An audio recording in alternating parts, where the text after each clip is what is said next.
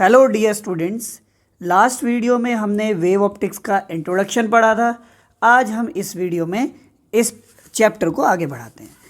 तो इसमें जो नेक्स्ट पॉइंट है हमारा इस चैप्टर में वो है हाइगेन्स प्रिंसिपल। सो हाइगेन्स प्रिंसिपल क्या है? देखिए, जब हमने रे ऑप्टिक्स पढ़ा तो हमने लाइट को पार्टिकल नेचर में माना था और वहाँ पर हमने रे के बारे में इंट्रोडक्शन किया था और ये बताया था कि लाइट जो है ना स्ट्रेट पाथ पर चलती है, यानी लाइट का जो प्रोपगेशन है वो स्ट्रेट लाइन में होता है। लेकिन अगर हम यहाँ पर वेव फॉर्म की बात करें तो लाइट आगे कैसे प्रोपगेट करती है, लाइट आगे कैसे ट्रैवल करती है, इसको एक्सप्लेन किया हाइगेन ने। और इसीलिए हम पढ़ते हैं हाइगेन्स प्रिंसिपल ऑफ सेकेंडरी वेवलेट्स। देखिए, हाइगेन्स प्रिंसिपल क्या है? हाइगेन ने बताया कोई भी लाइट सोर्स, जैसे लास्ट वीडियो में हमने पढ़ा था different types of wave front, wave form में लाइट सोर्स वेव फ्रंट के फॉर्म में आगे की तरफ ट्रैवल करता है। तो यहाँ जैसे हमारे पास एक पॉइंट लाइट सोर्स है तो उससे ये पहला फर्स्ट क्या बनेगा? वेव फ्रंट बनेगा at time T is equal to 0 पर। अब अकॉर्डिंग टू हाइगेन्स हर एक वेव फ्रंट ऐसे बिहेव करता है जैसे उसके ऊपर बहुत सारे छोटे छोटे लाइट सोर्सेज होंगे, जिनसे नई वेवलेट्स बनेगी, नए छोटे छोटे वेव फ्रंट बनेंगे जिनको हम वेवलेट्स कहते हैं। और उनको अगर एनवेलप किया जाए, उनसे अगर टेंजेंट ड्रॉ की जाए तो आपको नया वेव फ्रंट मिलेगा। जैसे अगर हम बात करें यहाँ पर, ये मैं 3-4 यहाँ पर लाइट सोर्स बना लेता हूँ। ये जो वेव फ्रंट बना है यहाँ पर, ये 4 लाइट सोर्स हैं।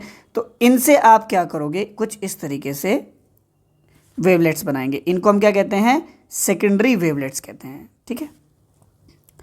अब सेकेंडरी वेवलेट्स को अगर टेंजेंट करके, यहाँ पे टेंजेंट खींच करके एक एनवलप बनाया जाए तो एक ये नया वेव फ्रंट होगा आफ्टर सम टाइम टी।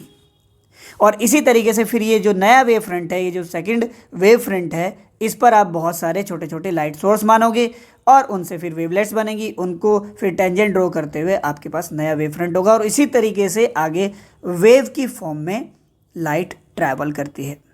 अगर हम एक लाइट सोर्स की बात करें कुछ इस तरीके से, तो फिर से देखिए यहाँ पर t बराबर 0 पर, t इक्वल्स टू 0 पर ये पहला वेव फ्रंट होगा हमारे पास और इसके ऊपर बहुत सारे क्या होंगे?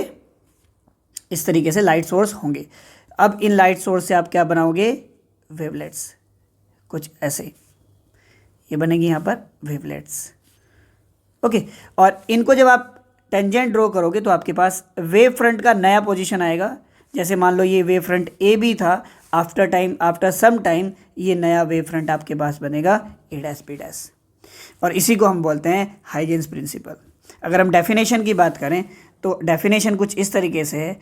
According to Huygens principle, each point on a wave front is a source of secondary waves which add up to give a wave front at any later time. इसी को हम कहते हैं हाइगेन्स प्रिंसिपल। और ये जो हम यहाँ पर कंस्ट्रक्शन कर रहे हैं, ये जो नया वेव फ्रंट हम बना रहे हैं, इसको हम कहते हैं हाइगेन्स कंस्ट्रक्शन। अब अगर हम आगे बढ़ें, अब देखिए आपको ना यहाँ से बिल्कुल क्लियर हो जाना चाहिए कि लाइट वेव की फॉर्म में आगे कैसे बढ़ती है, और वो बढ़ती है वेव फ्रंट की फॉर्म में। वेव फ्रंट मैंने लास्ट वीडियो में भी डिस्कस किया था। अगर मैं फिर से आपको बताऊँ, यहाँ पर वेव फ्रंट वो कंस्ट्रक्शंस होती हैं या फिर वो तरीका होता है जिससे आपको वेव या लाइट वेव अपनी तरफ या फिर ट्रैवल करती हुई आपको दिखाई देती है।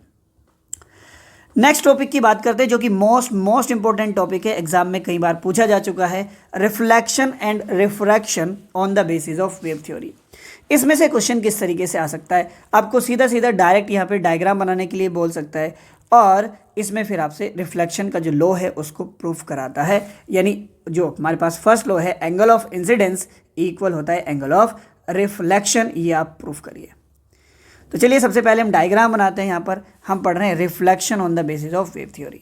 तो रिफ्लेक्शन कैसे होता है? एक रिफ्लेक्टिंग सरफेस से होता है। तो हमने यहाँ पर ड्रॉ कर ली, यहाँ पर एक ये है रिफ्लेक्टिंग सरफेस। क्या है बच्चों? रिफ्लेक्टिंग सरफेस है। और क्योंकि हम वेव थ्योरी पढ़ रहे हैं तो आपको ध्यान रखना है, यहाँ पर रे डायग्राम नहीं बनेगा, यहाँ पर वेव डायग्राम बनेगा। यानी हम वेव फ्रंट को आगे ट्रैवल करते हुए दिखाएंगे। अगर आप रिफ्लेक्शन समझा रहे होते रे ऑप्टिक्स में तो आप कुछ इस तरीके से एक्सप्लेन कर रहे होते कि यहाँ पर एक इंसिडेंट रे आएगी जो कि उसी मीडियम में वापस पहुँच जाएगी, इसको बोलते हैं इंसिडेंट रे, इसको बोलते हैं रिफ्लेक्टेड रे, और यहाँ पर बीच में क्या होता है? नॉर्मल। वेव डायग्राम बनाने के लिए, यहाँ पर वेव थ्योरी से रिफ्लेक्शन का डायग्राम बनाने के लिए हम रे ऑप्टिक्स का ही हेल्प लेते हैं।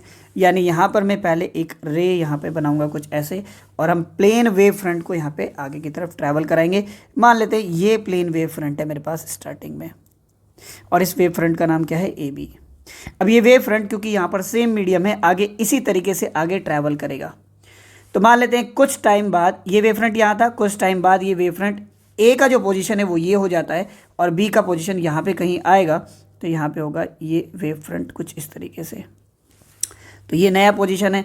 अगर आप इसको ए बी मानना चाहते हो तो ए बी मान सकते हो, और अगर आप ए डैश बी डैश मानना चाहते हो तो ए डैश बी डैश भी मान सकते हो। ठीक है, अब ये देखिए ए यहाँ से यहाँ तक आया कैसे होगा, कैसे ट्रैवल किया होगा। तो अभी हमने हाइगेंस प्रिंसिपल पढ़ा कि एक वेव फ्रंट पर infinite number of light source होंगे। तो मैं यहाँ पे दो लाइट सोर्स यहाँ पे कंसिडर कर रहा हूँ, ए पर एक लाइट सोर्स है और बी पर एक लाइट सोर्स है। तो यहाँ से आगे की तरफ वेवलेट्स चली होंगी कुछ इस तरीके से, और एक लास्ट में वेवलेट यहाँ पर बनी होगी इससे। ऐसे ही सेम बी से भी क्या चली होंगी, वेव फ्रंट्स या वेवलेट्स, और यहाँ पर पहुँची होंगी लास्ट यहाँ पर कुछ इस तरीके से। और जब आप इन दोनों को टेंजेंट ड्रॉ कराओगे तो यहाँ से आपके पास बनेगा नया पोजीशन ऑफ वेव फ्रंट। ठीक है, तो मुझे लगता है आपको अच्छे से ये समझ में आ गया होगा। अब देखिए ए के साथ क्या है और बी के साथ क्या है। यहाँ पे मैं पहले एक लाइन से इसको बी को भी मिला लेता हूँ कुछ इस तरीके से। नाउ यहाँ पर जो वेवलेट्स या वेव फ्रंट आया है, अब उसको आगे की तरफ ट्रैवल करने के लिए कोई जगह नहीं है, क्योंकि यहाँ पर रिफ्लेक्टिंग सरफेस आ गई। तो अब यहाँ से जो वेवलेट्स होंगी वो रिफ्लेक्ट करना शुरू कर देंगी। यहाँ से कुछ इस तरीके से रिफ्लेक्ट होकर के पीछे की तरफ वेवलेट्स जाएंगी। लेकिन बी के पास देखिए आगे अभी जगह है। बी के पास अभी यहाँ पर रिफ्लेक्टिंग सरफेस नहीं आई है, यानी बी अभी आगे की तरफ ट्रैवल कर सकता है। यानी बी से यहाँ से कुछ इस तरीके से वेवलेट्स चलेगी। तो हम बी को बस यहाँ तक चलाते हैं कि बी जो है ना, मतलब यहाँ इस पॉइंट तक आए। ठीक है, तो देखिए बी से मैंने बता दिया आपको कैसे ट्रैवल करता है। तो बी से मैं यहाँ से यहाँ तक इसको ट्रैवल कर लेता हूँ, और मान लो बी को यहाँ से यहाँ तक आने में, ये बी डैश तक आने में टाइम टी लगा है। ठीक है, मान लेते हैं कितना टाइम लगा है, टी टाइम यहाँ पे लगा है। उतने ही टाइम में अगर हम ए की पोजीशन देखेंगे तो ए यहाँ से देखिए वेवलेट्स चलेंगी, और ए मान लेते हैं कहीं यहाँ पे पहुँच जाएगा। ठीक है, देखिए कैसे सर, कैसे, देखिए मैं यहाँ से अगर वेवलेट बनाऊँ और लास्ट वाली जो मैं वेवलेट बनाऊँ ये रहेगी, और इसकी जो वेवलेट रहेगी अब यहाँ से ट्रैवल करना शुरू करेगा, यहाँ से ट्रैवल करना शुरू करेगा। तो अब यहाँ से अब जब टेंजेंट खींचोगे तो आपके पास नया पोजीशन मिलेगा। ठीक है, तो मान लेते हैं बी ए जो है ना वो यहाँ पर पहुँच गया और बी यहाँ पे पहुँच गया बी डैश पर। तो ये वाला पॉइंट हो जाएगा क्या मेरे पास, ए डैश। तो अब देखिए बी की नई पोजीशन ये है बी डैश, और ए की नई पोजीशन है ये ए डैश। जब आप इन दोनों को आपस में मिलाओगे तो यहाँ कुछ इस तरीके से आपको वेव फ्रंट का नया पोजीशन मिलेगा आफ्टर टाइम टी। ये जो वेव फ्रंट था ए बी, अब ये रिफ्लेक्ट होकर के कुछ ऐसे हो गया है। ठीक है, ए बी मैंने क्या कहा, ए बी यहाँ से रिफ्लेक्ट होगा ऊपर की तरफ, बी आगे की तरफ चलेगा। तो ए इस तरफ चल रहा है और बी आगे की तरफ चल रहा है, यानी ए रिफ्लेक्ट होकर के वहाँ पर पहुँच गया और बी यहाँ से यहाँ पहुँच गया। ठीक है, तो ये नई पोजीशन है हमारे पास किसकी, ए बी वेव फ्रंट की। अगर आप यहाँ से इसको कुछ इस तरीके से मिलाओगे लाइक दिस, तो अब ये यहाँ से देखिए रिफ्लेक्ट होकर के, क्योंकि ये जो वेव फ्रंट है वो ये रिफ्लेक्ट हो गया यहाँ से, अब ये वेव फ्रंट सीधा आगे की तरफ चलेगा लाइक दिस। ठीक है, क्योंकि अब रास्ते में ना तो कोई मीडियम चेंज हो रहा है और ना ही कोई यहाँ पे रिफ्लेक्टिव सरफेस है। ओके, चलिए अभी यहाँ पर देखिए ये हमारा क्या था, इंसिडेंट प्लेन था, इंसिडेंट वेव फ्रंट था। तो ये वाला जो एंगल है, ये वाला एंगल, तो ये एंगल होगा एंगल ऑफ इंसिडेंस। और ये जो ए डैश बी डैश है हमारे पास, ये जो ए डैश बी डैश है हमारे पास, ये है हमारे पास रिफ्लेक्टिंग वेव फ्रंट। तो ये वाला जो एंगल है ये होगा एंगल ऑफ रिफ्लेक्शन आर। अब हमें यही दोनों एंगल्स इक्वल दिखाने हैं, तभी यहाँ पर प्रूव होगा लॉ ऑफ रिफ्लेक्शन।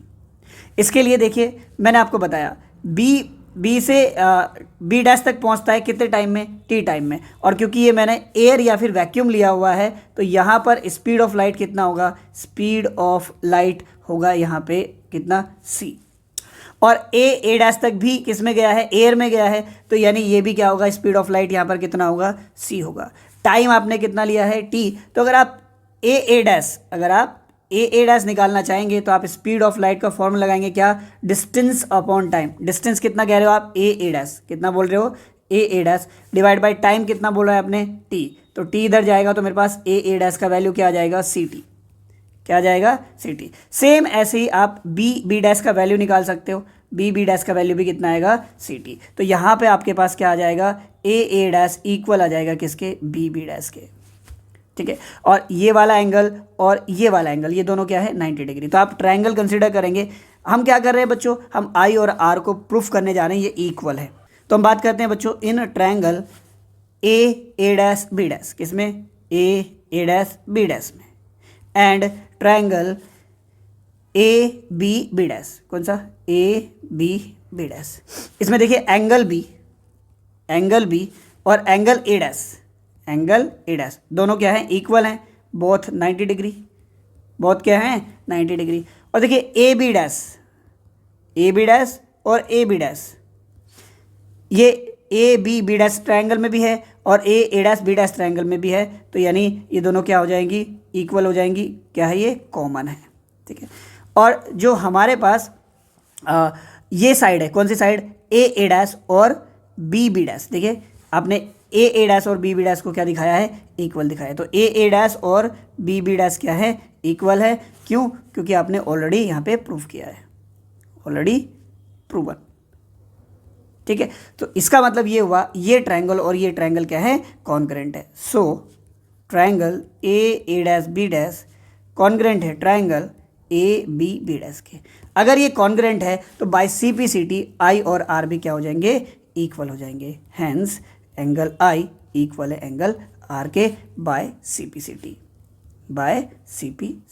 ठीक है। तो ये हमारे पास क्या रहेगा वेव थ्योरी से diagram of reflection of light, और यहाँ पर आपके पास कुछ इस तरीके से आपको प्रूफ करा लेता है रिफ्लेक्शन ऑफ लाइट।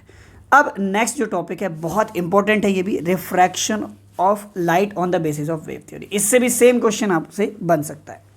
तो चलिए इसमें हम कैसे करेंगे, इसको ध्यान से समझना है इसको भी। इसमें रिफ्लेक्टिंग सरफेस नहीं होती, इसमें होती है इंटरफेस। क्या होती है इंटरफेस, जो कि दो मीडियम को अलग कर रही होती है। मान लेते हैं ऊपर है रेयर मीडियम और नीचे है क्या डेंसर मीडियम। नीचे कौन सा मीडियम है डेंसर मीडियम है। इसका रिफ्रैक्टिव इंडेक्स μ1 और इसका रिफ्रैक्टिव इंडेक्स हम मान लेते हैं μ2 है। फिर से सेम थ्योरी हम यूज़ करेंगे यहाँ पर रे डायग्राम बनाने के लिए। मान लेते हैं ये एक रे में लेके जा रहा हूँ, क्योंकि हमने लास्ट वीडियो में पढ़ा था कि रे जो होता है वो वेव फ्रंट के परपेंडिकुलर होता है। तो फिर से देखिए वही वेव फ्रंट में बना लेता हूँ यहाँ पर कुछ इस तरीके से। ये वेव फ्रंट है ए बी, ओके। सो ये wave front after some time यहाँ पहुँच जाएगा, ठीक है, वेवलेट्स की फॉर्म में। अभी मैंने एक्सप्लेन किया, ओके। तो बी को मैं बी डैश से बी को मैं बी से मिला लेता हूँ कुछ इस तरीके से, ओके। नाउ अब देखिए ए जब आगे की तरफ ट्रैवल करेंगी, ए से जो लाइट ये जो यहाँ पे वेवलेट से आगे की तरफ जो ट्रैवल करेंगी वो रेयर मीडियम से किस में जा रही है डेंसर मीडियम में। और पता है हमें लाइट का जो स्पीड है वो डाउन हो जाता है, स्लो हो जाती है लाइट इन डेंसर मीडियम। तो यानी ए तो क्या होगा स्लो डाउन हो जाएगा, लेकिन बी के पास अभी आगे जगह है किसमें रेयर मीडियम में ही, तो बी क्या होगा फास्ट चलेगा। तो अगर आप कुछ टाइम की बात करें, लेट टाइम टी की बात करें, आप लाइट टाइम टी की बात करें और उस टाइम में आप इन दोनों को ऑब्जर्व करें, तो ए कम डिस्टेंस ट्रैवल करेगा और बी ज़्यादा डिस्टेंस ट्रैवल करेगा, ठीक है। तो बी यहाँ से देखिए कुछ इस तरीके से लास्ट में मान लेते हैं यहाँ पहुँच जाएगा, और आप जब इस तरीके से यहाँ पे टेंजेंट खींचोगे तो आपके पास नया पोजीशन मिलेगा ए बी वेव फ्रंट का, ठीक है। तो मैं यहाँ पर पोजीशन बना लेता हूँ डायरेक्ट, ओके। तो बी से ये यहाँ पहुँच गया बी डैश पर, और ए से मान लेते हैं ये यहाँ पर पहुँच गया है ए डैश पर। अब हमारे पास ए बी वेव फ्रंट का नया पोजीशन मिलेगा, ये कुछ इस तरीके से A dash B dash. This angle is angle of incidence, और ये जो एंगल है इंटरफेस से रिफ्रैक्टेड प्लेन का वही होगा क्या एंगल ऑफ रिफ्रैक्शन, ठीक है। अब देखिए अगर इस मीडियम में लाइट का जो स्पीड है, स्पीड ऑफ लाइट जो है ना वो है v1, तो ये जो बी डैश है ये कितना आएगा v1 इंटू टी। कैसे, अभी स्पीड का फॉर्मूला क्या होता है डिस्टेंस अपॉन टाइम। डिस्टेंस कितना कह रहे हैं आप बी डैश, और टाइम कितना कह रहे हो टी, तो टी इधर जाएगा। बी डैश का वैल्यू कितना आ जाएगा v1 इंटू टी, और ऐसे ही ए डैश का वैल्यू कितना आ जाएगा v2 इंटू टी, अगर आप इस मीडियम में लाइट का स्पीड v2 मान रहे हो, ठीक है। v2 हमने क्या माना इस डेंसर मीडियम में speed of light in denser medium मान लेते हैं v2। सो ये तो है डायग्राम रिफ्रैक्शन का, लेकिन अब हमसे प्रूफ कराता है स्नेल्स लॉ। कौन सा लॉ स्नेल्स लॉ, क्या है सर वो, sine i upon sine r is equals to mu two 1, ये हमें प्रूव करना है। ठीक है, इसके लिए आपको बच्चों जो रिफ्रैक्टिव इंडेक्स है इसका फॉर्मूला आपको पता होना चाहिए। आपको पता है बच्चों जो म्यू का यानी रिफ्रैक्टिव इंडेक्स का फॉर्मूला है वो क्या है, speed of light in vacuum divide by speed of light in any medium, जिसकी भी आप बात कर रहे हो।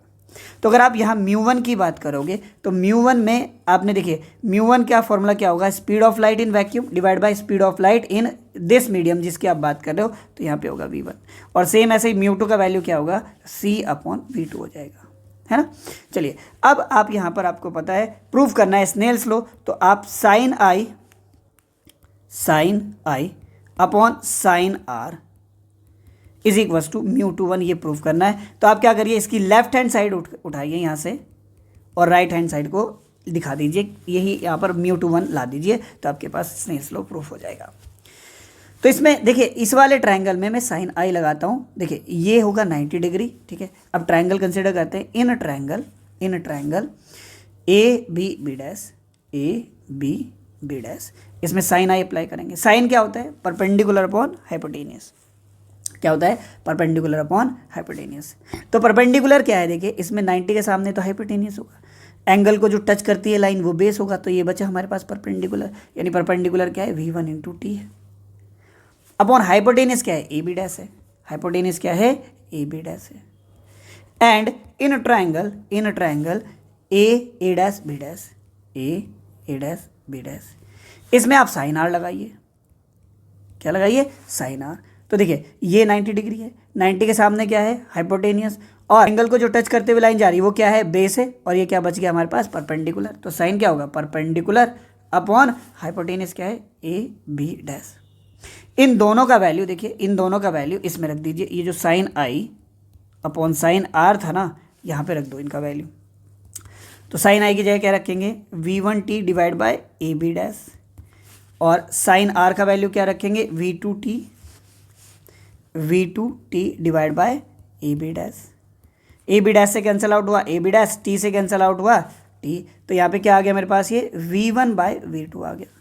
लेकिन देखिए यहाँ से v2 का वैल्यू क्या आएगा निकल के, v2 को इधर भेजेंगे, μ2 इधर, तो c अपॉन μ2। यहाँ से v1 का वैल्यू क्या आएगा, c1 को इधर भेजो, μ1 को नीचे, तो v1 is equal to c upon μ1। तो v1 का वैल्यू क्या रखेंगे, c upon μ1 divide by v2 का वैल्यू क्या रखेंगे, c अपॉन μ2। c से कैंसिल आउट होगा c, और μ2 जाएगा कहाँ पर, ऊपर, सबसे ऊपर। ठीक है, यहाँ पे तो ये क्या आएगा, μ2 अपॉन μ1। ठीक है, और ये किसके बराबर चल रहा है, ये sine i upon sine r के बराबर चल रहा है। ठीक है, तो sine i upon sine r is equals to क्या आ गया, μ2 1, और यही तो आपने क्या करना था, प्रूफ करना था, हेंस प्रूफ। तो रिफ्रैक्शन से इस तरीके से क्वेश्चन आ सकता है, आपसे रिफ्रैक्शन का डायग्राम बनवा सकता है, और यहाँ से प्रूव करा सकता है आपसे law of Snell's law of refraction. Next dear students, एक बहुत इंपॉर्टेंट टॉपिक करते हैं, behaviour of prism, lens and mirror. इस टॉपिक से क्वेश्चन कैसे आ सकता है, देखिए आपसे क्वेश्चन पूछ सकता है सीधा सीधा, ऐसी कौन सी डिवाइस है जो एक वेव फ्रंट को बेंड कर देती है, या फिर एक स्फेरिकल वेव फ्रंट को दूसरे वेव फ्रंट में कन्वर्ट कर देती है। इसी को हम बिहेवियर ऑफ प्रिज्म में पढ़ेंगे। अगर हम एक वेव फ्रंट को प्रिज्म से पास आउट कराएं, लेंस से पास आउट कराएं, या मिरर पर इंसिडेंट कराएं, तो हमें क्या देखने को मिलता है। तो सबसे पहले हम बात करते हैं प्रिज्म की, सबसे पहले कंसिडर करते हैं प्रिज्म।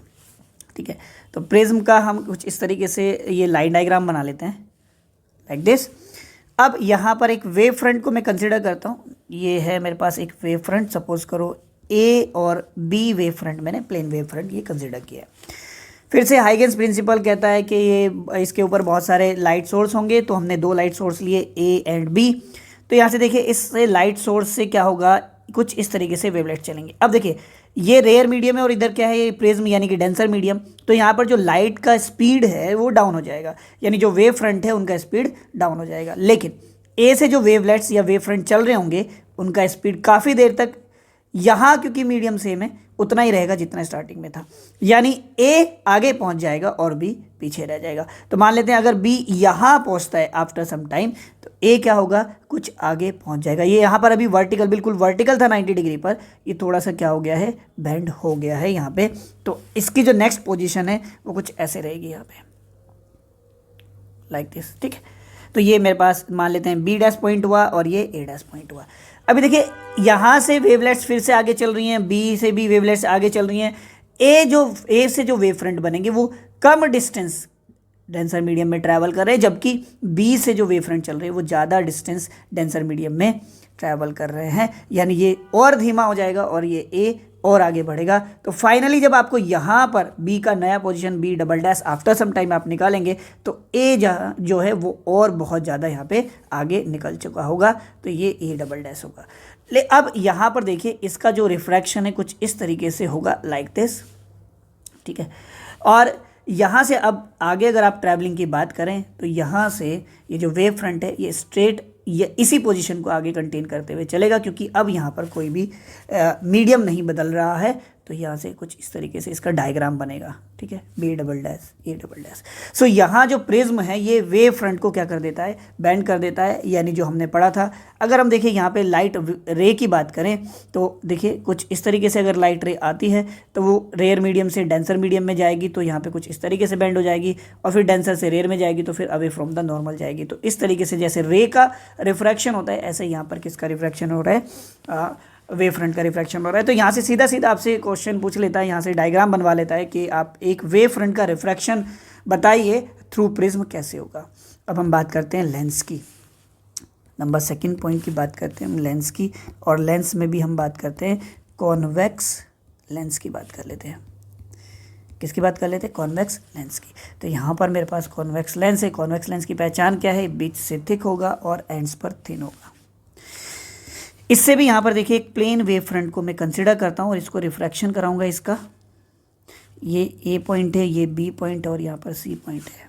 मान लेते हैं आफ्टर सम टाइम सी यहाँ पर पहुँच जाता है, यानी ये वेव फ्रंट ट्रैवल करता हुआ कुछ ऐसे आगे पहुँच जाता है, लाइक दिस, ठीक है। और वो आगे कैसे ट्रैवल किया तो आपको पता ही, यहाँ से वेवलेट्स बनी हैं, यहाँ से वेवलेट्स बनी हैं, ठीक है, और यहाँ से भी वेवलेट्स बनी हैं, ओके। और इन वेवलेट्स पर जब आपने टेंजेंट खींचा तो आपके पास नया पोजीशन आया ए बी, और यहाँ पे क्या है बी सी, ठीक है। अब देखिए सी से जो वेवलेट्स चलेंगी वो डेंसर मीडियम में ज़्यादा डिस्टेंस ट्रैवल करेंगी, ए और बी से जो वेवलेट्स चलेंगी वो कम डिस्टेंस ट्रैवल करेंगी, यानी ए और बी का स्पीड ज़्यादा रहेगा इन कंपैरिजन टू सी। इसका मतलब अगर आप इसके रिफ्रैक्शन के बाद यहाँ पर मान लें कि सी यहाँ पहुँचा आफ्टर सम टाइम, तो ए इससे आगे पहुँच जाएगा कहीं यहाँ पर, और बी इससे आगे पहुँच जाएगा कहीं यहाँ पर, ए डैश बी डैश, और इसको मैं सी डैश मान लेता हूँ। तो इस वेव फ्रंट की जो नई पोजीशन होगी वो कुछ इस तरीके से होगी, है ना। अब ये आगे कैसे ट्रैवल करेगा, इसके लिए हमें रे डायग्राम का हेल्प लेना पड़ेगा, क्योंकि आपको देखिए आप अगर आप यहाँ पे रे बनाएं, ठीक है, आपको पता है जो कॉन्वेक्स लेंस है वो रेज को क्या करता है, कन्वर्ज करा देता है। क्या कर देता है, कन्वर्ज करा देता है अपने फोकस पर, यानी ये जो वेव फ्रंट है ये भी क्या होगा, कन्वर्जिंग वेव फ्रंट होगा। नेक्स्ट जो पोजीशन बनेगी ये वेव फ्रंट छोटा होता जाएगा और यहाँ पर लास्ट में क्या हो जाएगा, कन्वर्ज हो जाएगा। इसका मतलब ये हुआ कॉन्वेक्स लेंस एक प्लेन वेव फ्रंट को कन्वर्ट कर देता है किसमें, किसमें, कन्वर्जिंग स्फेरिकल वेव फ्रंट में। ये कैसा वेव फ्रंट बना है, कन्वर्जिंग स्फेरिकल वेव फ्रंट। और अगर इधर से अगर हम इसको ट्रैवल कराएं तो ये कन्वर्जिंग किस में कन्वर्ट हो जाएगा, प्लेन वेव फ्रंट में, ठीक है। तो अब आप मुझे ना कॉनकेव के लिए बना के दिखाएंगे, ये आप लोगों के लिए काम है। कॉनकेव लेंस किस तरीके से प्लेन वेव फ्रंट को कन्वर्ट करेगा दूसरे वेव फ्रंट में, कन्वर्जिंग वेव फ्रंट बनाएगा या फिर डाइवर्जिंग वेव फ्रंट बनाएगा, ठीक है। अब हम बात करते हैं नेक्स्ट मिरर की। किसकी बात करते हैं, मिरर। मिरर से वेव फ्रंट पर क्या इफेक्ट होगा, तो यहाँ पे मैंने लिया है कॉनकेव मिरर, मैंने कंसिडर किया है क्या, कॉनकेव मिरर कुछ इस तरीके से। और यहाँ फिर से एक वेव फ्रंट मैंने लिया है, मान लेते हैं ए और बी और सी। देखिए जब ये वेव फ्रंट आगे ट्रैवल करेगा, ठीक है, और ट्रैवल कैसे करेगा, हाइगेंस प्रिंसिपल के अकॉर्डिंग। ए यहाँ पहुँचेगा आफ्टर सम टाइम और बी यहाँ पर पहुँचेगा आफ्टर सम टाइम और सी यहाँ पे होगा। अब देखिए ए से आगे वेवलेट्स नहीं चल पाएंगी क्योंकि यहाँ पर रिफ्लेक्टिंग सरफेस आ गया, बी से भी कुछ ऐसे ही, यानी ये यहाँ से क्या होगी, रिफ्रैक्ट होगी, यहाँ से भी क्या होगी, ये रिफ्लेक्ट हो जाएगी। लेकिन सी के आगे भी जगह है यहाँ पे, यानी सी से लाइट रे क्या होंगी, आगे की तरफ जाएंगी। तो मान लेते हैं सी जब तक यहाँ तक पहुँचा सी डैश पर, ए यहाँ पहुँच चुका है, सपोज करो यहाँ इस जगह ए डैश पर, और बी यहाँ पहुँच चुका है बी डैश पर। तो आप जब इन तीनों पॉइंट को आपस में मिलाएंगे, तब आप इन तीनों पॉइंट से टेंजेंट खींचेंगे कुछ इस तरीके से, तो आपके पास ये वाला वेव फ्रंट बनेगा, ये नया पोजीशन ये रहेगा वेव फ्रंट का, ये वाला, ठीक है, A dash C dash B dash. अब ये आगे कैसे ट्रैवल करेगा, आगे ये कन्वर्जिंग होगा या डाइवर्जिंग होगा, इसके लिए फिर से आप क्या करोगे, रे डायग्राम बनाओगे। तो यहाँ से आप अगर पैरेलल टू या प्रिंसिपल एक्सिस रे लेके आते हो तो ये क्या करता है, इसको कन्वर्ज करा देता है अपने फोकस पर मिरर, ठीक है। तो यानी ये कैसा बनेगा, यहाँ पर कन्वर्जिंग स्फेरिकल वेव फ्रंट बनेगी। यानी मिरर, कॉनकेव मिरर भी क्या करता है, प्लेन वेव फ्रंट को कन्वर्ट कर देता है किसमें, कन्वर्जिंग स्फेरिकल वेव फ्रंट में। सेम ऐसे अगर आप कॉन्वेक्स मिरर से निकालेंगे तो आपको वहाँ पर एक नई चीज़ मिलेगी। तो यहाँ से सीधा सीधा क्वेश्चन आ सकता है आपसे, कौन सा मिरर, कौन सा लेंस प्लेन वेव फ्रंट को कन्वर्जिंग या डाइवर्जिंग स्फेरिकल वेव फ्रंट में चेंज कर देता है। तो ये बहुत बहुत ज़्यादा इंपॉर्टेंट और बहुत सिंपल है ये टॉपिक्स। अगर आपको एक बार ये समझ में आ गए कैसे ट्रैवल करता है वेव फ्रंट आगे, तो इसमें कुछ भी नहीं है। सो नेक्स्ट टॉपिक है हमारा most important topic, principle of superposition of wave. So what is superposition of waves. देखिए, जब भी दो वेव एक दूसरे के साथ इंटरेक्ट करती है, दो से ज़्यादा वेव एक दूसरे को इंटरेक्ट करती है, इसी को हम सुपरपोजिशन कहते हैं। मान लेते हैं हमारे पास, देखिए यहाँ पे दो वेव हैं जिनको मैं कुछ इस तरीके से दिखा रहा हूँ, लाइक दिस। पहली जो वेव है कुछ ऐसे। अच्छा, वेव से रिलेटेड कुछ टर्म्स है जो आपको समझ में आनी चाहिए। जैसे यहाँ पर आपने ये स्टार्टिंग में यहाँ पर एक सिंपल पार्टिकल था, जैसे आपने इस वेव को एग्जीक्यूट किया, वेव यहाँ पर बनी, तो ये पार्टिकल पहले ऊपर जाएगा और फिर ये नीचे आएगा। तो ये जो डिस्प्लेसमेंट हो रहा है इसका मेन पोजीशन से, उसको हम वाई से रिप्रेजेंट करते हैं। और इसका जो जनरल इक्वेशन है वो ए साइन ओमेगा टी या फिर कॉस ओमेगा टी होता है। यहाँ पर जो वाई है मैंने बताया मेन पोजीशन से डिस्प्लेसमेंट है पार्टिकल का, ए मैक्सिमम डिस्प्लेसमेंट है जिसको हम एम्पलीट्यूड कहते हैं, और ओमेगा टी यहाँ पर फेज होता है। क्या होता है, फेज होता है, ठीक है। अब देखिए, अगर एक और वेव मैं यहाँ पे कंसिडर करता हूँ जो इसी के साथ यहाँ पर कुछ इस तरीके से डेवलप हुई है, तो ये दोनों वेव जब इंटरेक्ट कर रही हैं तो इसको ही हम बोलते हैं सुपरपोजिशन। क्या बोलते हैं, सुपरपोजिशन। और सुपरपोजिशन बच्चों दो तरह का होता है, एक कंस्ट्रक्टिव सुपरपोजिशन और एक डिस्ट्रक्टिव सुपरपोजिशन। इसका क्या मतलब हुआ सर, देखिए ये वेव फर्स्ट है और ये वेव सेकंड है। ये दोनों वेव जब इंटरेक्ट करती हैं एक दूसरे से, तो यहाँ पर देखिए फाइनल जो वेव बनती है, क्योंकि देखिए क्रेस्ट से इसका क्रेस्ट मिल रहा है, तो जो वेव फाइनल वेव बनेगी वो ज़्यादा एम्पलीट्यूड की वेव बनेगी कुछ इस तरीके से। इसको हम बोलते हैं कंस्ट्रक्टिव सुपरपोजिशन। क्या बोलते हैं, कंस्ट्रक्टिव सुपरपोजिशन। अगर पहली वेव का जो डिस्प्लेसमेंट है y1 है और दूसरी वेव का डिस्प्लेसमेंट y2 है, तो जो ये फाइनल वेव बनी है इसका जो डिस्प्लेसमेंट होगा वो वेक्टर सम के इक्वल होगा। किसके इक्वल होगा, वेक्टर सम के इक्वल होगा। ऐसे ही यहाँ पर एक होता है डिस्ट्रक्टिव सुपरपोजिशन। ये कौन सा सुपरपोजिशन है, कंस्ट्रक्टिव। सेकेंड होता है डिस्ट्रक्टिव सुपरपोजिशन। वो कैसे बनता है, अगर जो सेकेंड वेव है उसका जो ट्रफ है वो क्रेस्ट से मिल रहा हो, पहली वेव के किससे मिल रहा हो, क्रेस्ट से मिल रहा हो, ठीक है। ये वेव फर्स्ट है और ये वेव सेकंड है। तो अब देखिए फाइनल जो वेव मिलेगी, अच्छा इसका जो डिस्प्लेसमेंट है सपोज करो y1 है और इसका डिस्प्लेसमेंट यहाँ पे y2 है, तो जो फाइनल वेव मिलेगी वो आपको एक छोटी वेव मिलेगी, और हो सकता है वेव यहाँ पे ख़त्म भी हो सकती है अगर y1 बराबर हो y2 के। फिर से जो y आपको मिलेगा, फाइनल वेव का जो आपको डिस्प्लेसमेंट मिलेगा वो वेक्टर सम के इक्वल होगा। ध्यान रखना ये वेक्टर सम की मैं बात कर रहा हूँ। जब आप इसको सॉल्व करोगे तो हो सकता है यहाँ पर y1 माइनस y2, अगर आप मैग्नीट्यूड ओनली कंसिडर करते हो, ठीक है। तो ये कंस्ट्रक्टिव सुपरपोजिशन, जब दो वेव आपस में मिलती है तो उनको हम बोलते हैं सुपरपोजिशन। और जो फाइनल वेव बनेगी उसका जो डिस्प्लेसमेंट है वो पहली दो वेव के वेक्टर सम के इक्वल होता है। तो यहाँ पर हमारे पास सुपरपोजिशन की कुछ डेफिनेशन कुछ इस तरीके से आ जाती है। When a number of waves travelling through a medium superpose, जब वो एक साथ मिलेंगी on each other, the resultant displacement at any point at a given instant is equal to the vector sum of displacement due to the individual waves at that point. जो मैंने आपको बताया simple language में वही है, क्या है definition में। इसका यूज़ हम करेंगे YDSC में, जो कि सबसे ज़्यादा इम्पोर्टेंट है एग्ज़ाम के लिए, यंग्स डबल स्लिट एक्सपेरिमेंट। उसको पढ़ेंगे नेक्स्ट वीडियो में। Thank you.